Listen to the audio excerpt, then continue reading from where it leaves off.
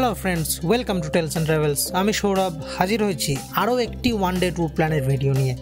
বন্ধুরা, ইতিমধ্যে আমরা কলকাতা ট্রাভেল সিরিজে নতুন একটি ভিডিও আপলোড করেছি। কলকাতার বিভিন্ন দ্রষ্টব্য স্থানগুলি ঘুরে দেখতে অবশ্যই আমাদের কলকাতা ট্রাভেল সিরিজ এই প্লেলিস্টটি দেখে নেবেন। চলুন তবে শুরু করা যাক।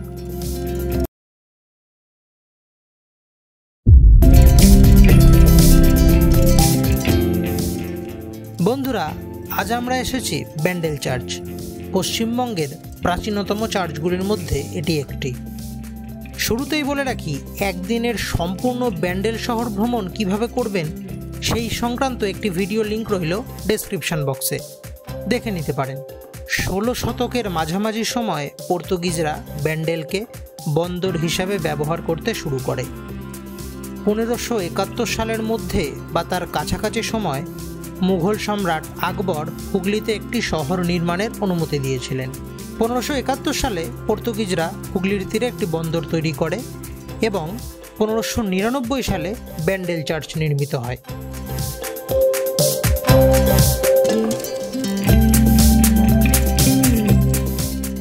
এই চার্চে ঢুকতে কোনো রকম এন্ট্রি ফি বা প্রবেশ মূল্য লাগে না।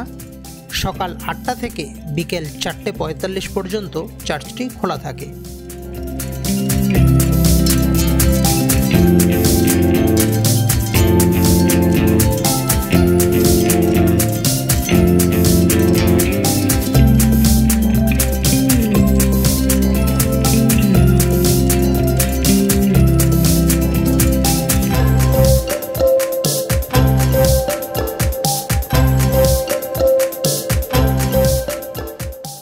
এই এপিসোডের সাথে সাথে ব্যান্ডেল শহরের ভ্রমণ স্পটগুলি ঘোরা সম্পূর্ণ করলাম।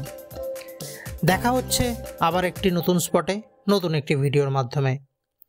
ভালো থেকো, সুস্থ থেকো, গুড বাই, টেক কেয়ার।